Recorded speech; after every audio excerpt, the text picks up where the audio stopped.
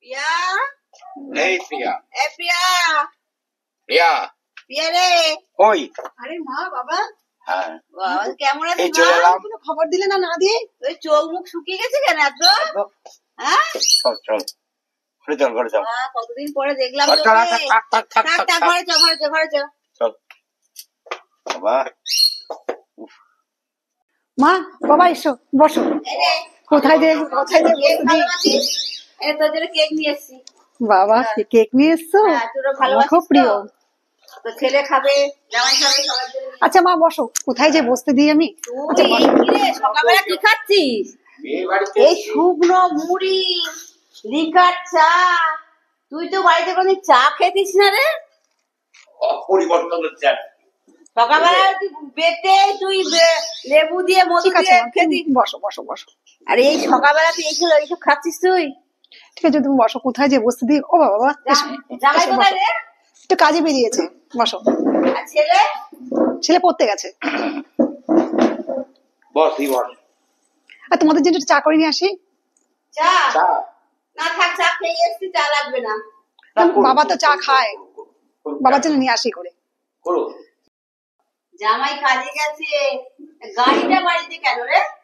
গাড়িটা রেখে কয়দিন ধরে যাচ্ছে কাজে। আচ্ছা প্রিয়া, জামাই কি সেই কাজই করে, ওই সেলসম্যানে? হ্যাঁ সেই কাজই করছে। ও, তা কাজে গেছে গাড়ি পেলে কি বলবো, কি হলো? গাড়িতে নিচে তেল টেল কিছু নেই না? গাড়িতে তেলটা নেই বলে ও গেছে। কদিন ধরে তেল নাই? গাড়ির তেলটাও জোগাড় করতে পারছে না জামাই। 6-7 দিন ধরে তেলটা নেই, ওই জন্য হেঁটেই যাচ্ছে। কত কষ্টে তুই আছিস, চিন্তা কর। তুই কি করলি? তুই মানে ভালোবেসে বিয়ে করে? এটা কি তোর প্রাপ্য ছিল বল? তোর বাবার এত সম্পত্তি, এতগুলো ব্যবসা, হ্যাঁ, আর সেই থুয়ে জামাই অন্য জায়গায় কাজ করছে। জামাইকে বল আমাদের কোম্পানিতে কাজ করতে। আচ্ছা প্রিয়া মা, একটা কথা বলবো? হ্যাঁ, তোর বাবার তো কিছু অভাব নেই রে। 3-4টে চারটে তেল কল আছে, 3টে ধান কল আছে, এমনি রাখি পিছের জমি জায়গা আছে।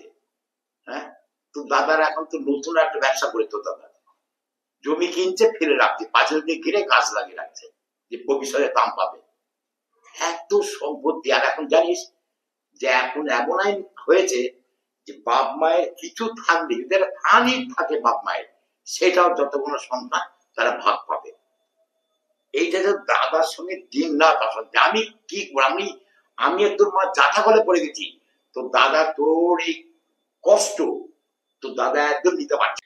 তোমার জামাই যাবে না, হুম? তোমার জামাই যাবে না। তোমার জামাইয়ের কাছে আত্মসম্মানটা অনেক আগে। ও শ্বশুর বাড়িতে গিয়ে কোনো চাকরের কাজ করবে না।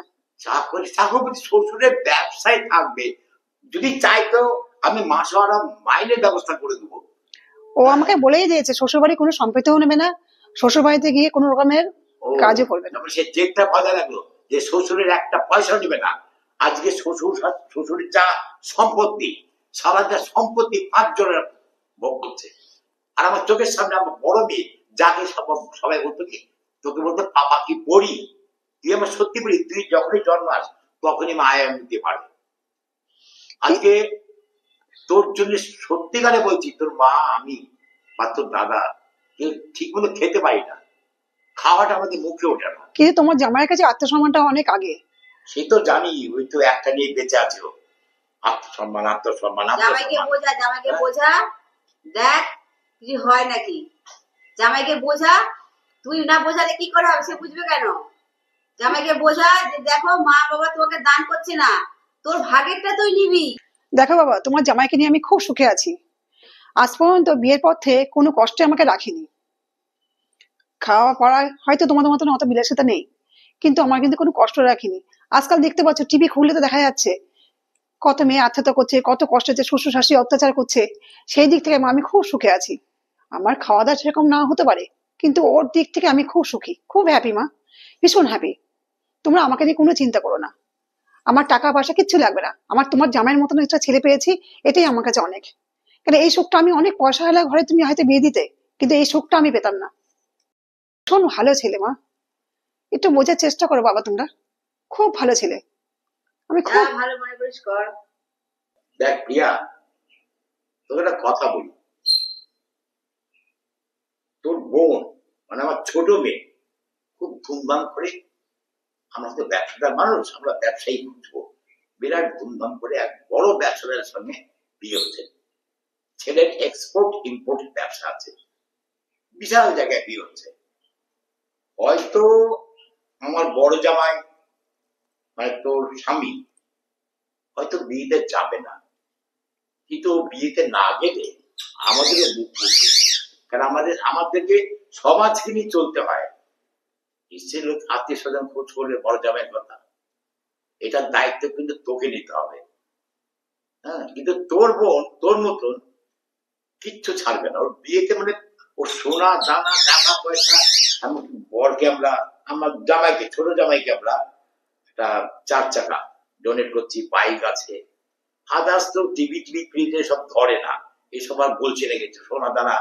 কিন্তু তুই বুঝতেই পারছিস যে কি ভাবে, সেই জায়গায় তুই একটা পয়সা নেই, এক কাপড় আমার বাড়ি থেকে বেরিয়ে গেলি, শুধু প্রেমের টানে, ভালোবাসার টানে। তোর মুখের কথা শুনে মনে হচ্ছে যে সত্যিকারে তুই সুখে আছিস।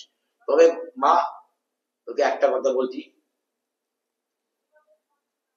তোর মা আর আমি, আমাদের কাছে তুই তুই যে কোন জায়গাটা অধিকার করে আছিস আমাদের অন্তরে, তুইও জানিস না।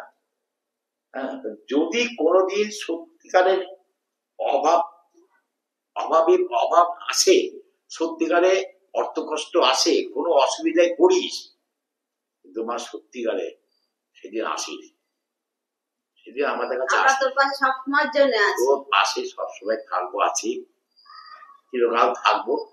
তবে এটা ভাববি না যে তোর স্বামী মানে আমার বড় জামাই আমাদের কাছ থেকে কিছু নিল না বলে সে আমাদের কাছে ছোট, তা না। তার সে যে লক্ষ্যে এগোচ্ছে, যে লক্ষ্য নিয়ে মানে চলছে, যে পথে চলছে, তাকে আমরা শ্রদ্ধা করি। সেও আমাদের কাছে তোর মতনই খুব আদরে, খুব প্রিয়। তাকে দেখার জন্য এসেছিলাম, কিন্তু বাড়িতে নেই। হ্যাঁ, দেখা হলো না, বলে দিস আমাদের কথা। বাবা আজকে থাকো না, তোমার জামাই আসবে, রাত্রেবেলা দেখা করে কালকে সকালবেলা যেও মা। না রে, থাকার উপায় নেই, আমরা এখন আসি, তুই সুখে থাক, ভালো থাক, আসছি বাবা আমরা।